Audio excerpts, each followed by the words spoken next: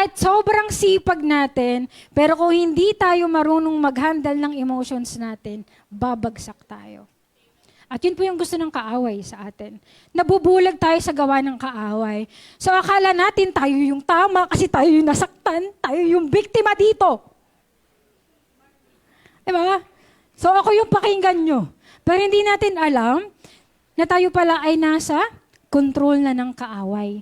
When our emotions controls us, hindi na po si Lord ang nagkokontrol nun sa atin. Hindi natin napapansin, kaaway na po pala.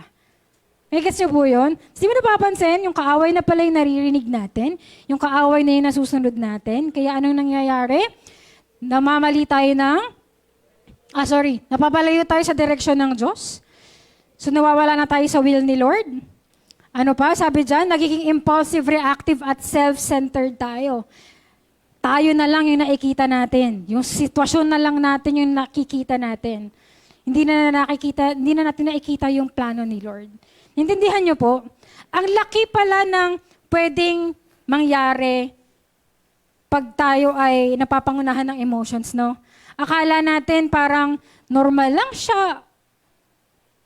Dapat lang siyang i-express kasi emotion siya, pero hindi pala. Pwede tayong mapahamak kung mali ang respond natin sa emotions. Litin ko lang, ang emotions po ay normal.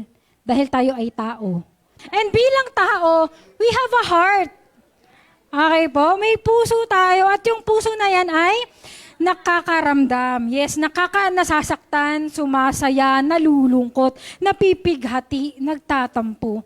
Totoo, may emotions tayo. And those are valid. Hindi ko po sinasabing porket dapat nating i-manage yung emotions natin, hindi siya valid.